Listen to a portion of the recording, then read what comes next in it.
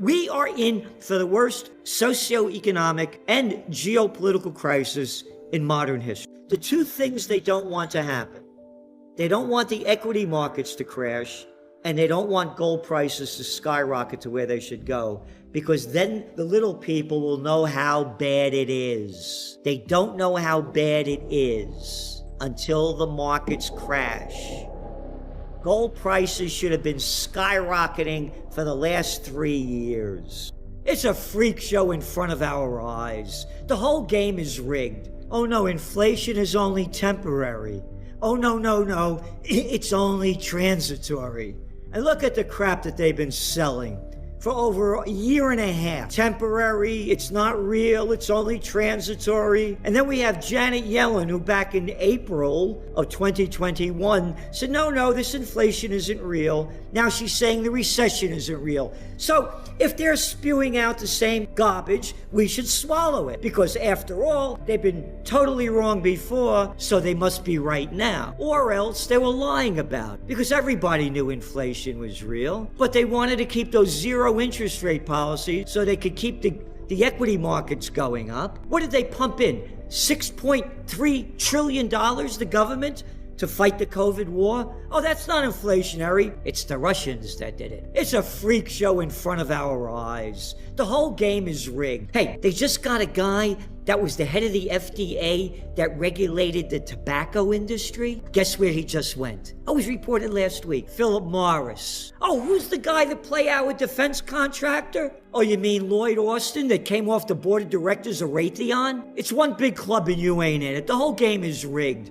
As you said, they said in the GDP decline, 0.9%? Oh, and the streets said it was going to go up 0.2%. Inflation came up, at 9.1%, and the markets went up? I mean, come on. They're doing everything they can to do it. The market should have crashed back in 2020 when they launched the COVID war. It should have been over. The businesses have been destroyed. The damage that this COVID war has done is incalculable. Hey, let's not talk about office occupancy rates in America. They're only around 40%. Cities like in New York, 35%. Oh, all those businesses, the dry cleaners, and the shoe repair, the hairdressers, happy hours, all gone. And now I'm renting, let's say I have 8 stories of a building. My people don't want to commute an hour and a half anymore on the LIE. They hated it, going an hour and a half back and forth. I'll work from home 3 days a week. Great. I'll save on rent. This is for real.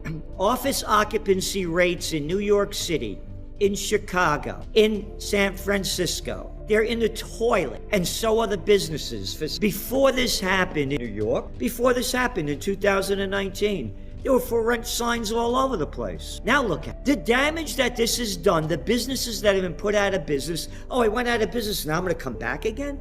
I'm telling you, it's incalculable. The damage that is done. We are in for the worst socioeconomic and geopolitical crisis in modern history. Tell me one brilliant thing the federal government has done in my lifetime. And I'm 75 years old. What have they ever done? They're a bunch of losers. They're freaks. I don't know how people could look up to these clowns. Look at them. Oh, Mitch McConnell, now there's a brilliant guy.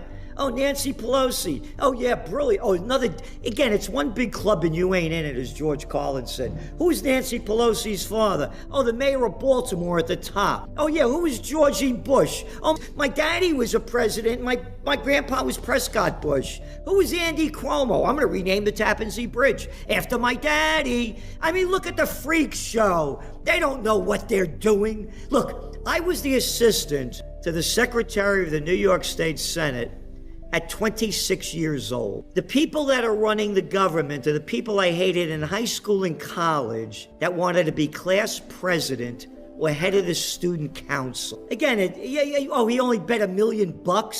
Oh, I bet $1 million playing the markets all the time. What, are you kidding me? The whole game is rigged. You asked me about the markets, the equities.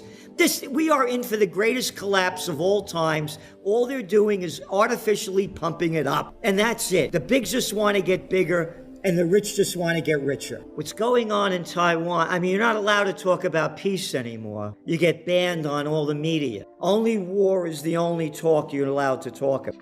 So when you talk about Nancy Pelosi, there was a man by the name of, they really don't like this guy. His name was George Washington, first president of the United States. He warns the American people in his farewell address not to get involved in foreign entanglement. He says harmony, liberal intercourse with all nations are recommended by policy, humanity, and interest. He goes on to say that avoid avenues to foreign influence in innumerable ways. You ready? Such attachments are particularly alarming to the truly enlightened and independent patriots.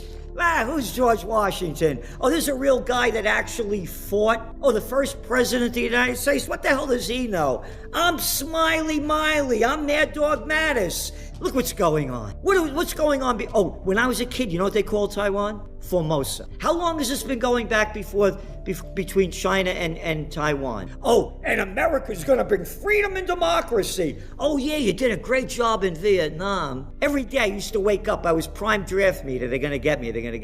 You did a great job in Iraq. Only killed, depending on whose numbers you're looking at, between 850,000 to 1.3 million. Great job in Afghanistan. Terrific. Only 20 years and you left billions of dollars of weapons behind. But we're going to bring freedom and democracy. There's a great book. It was called Wars Iraq by General Smedley Butler, the most decorated Marine in history. He wrote it in the 1930s. Wars Iraq. He talks about how, what he did to bring Standard Oil into China, the Brown brothers, so they could do banking in Haiti and Cuba. One after another. You think we'd be in Libya and eastern Syria and Iraq if their major export was broccoli and not oil? It's a criminal act. Again, George Washington, his words to the American people, and now with the Ukraine war. You ready for this? Europe has a set of primary interests, which to us have none or a very remote relation. Hence, she must be engaged in frequent controversy, the causes of which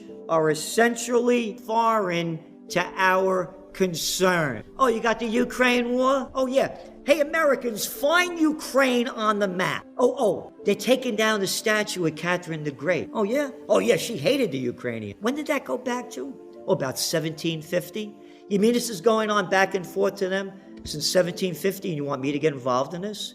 Oh, we're going to bring freedom and democracy. I've been hearing that line all my life. And just quickly, Trends Journal, spring 2014. You see the picture?